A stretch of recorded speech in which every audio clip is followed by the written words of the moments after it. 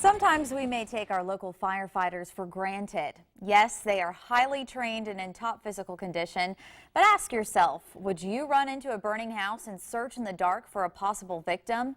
3 Chattanooga firefighters did just that, and tonight we honor them as our first responders of the month. Here's News 12's. This is the scene of an early morning house fire in Lookout Valley on September 20th. Chattanooga Fire Squad 20 responded, and at the time they did not know there was a woman trapped inside who was talking to 911. I can't get out of the house. 3 firefighters, Joel Nix, Matt Rorex, and Ryan Swisher, went into the blazing house, and crawling on hands and knees, within a minute they had found Carrie Gann. She was unresponsive.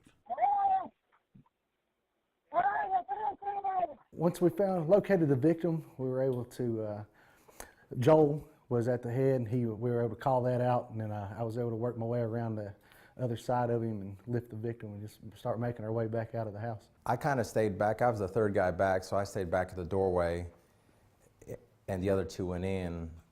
And so if they got turned around, they could hear my voice and make their way back towards the door. Ms. Gann was rushed to a hospital where she spent time in ICU and later released. It's a rare situation that we actually find a victim down and are able to get them out, and it's really rare that there's a save like we had here. Later, Ms. Gann met with the firefighters who saved her life, there to thank them in person.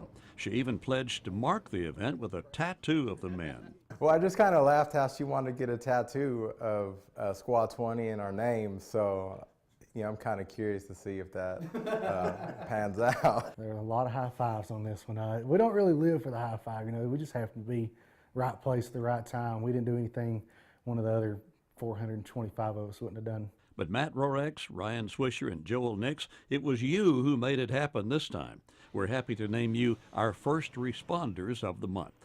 At Wedmark, Keith, we are so proud of this month's First Responders winner, but we are also proud of the hundreds of other first responders who are out there working every day and every night to protect us and our families. In Chattanooga, Bill Mitchell, News 12 Now. What a great story. And if you'd like to nominate a first responder, you can call us or send an email to news@wdef.com. Here's Patrick with another check on your weather.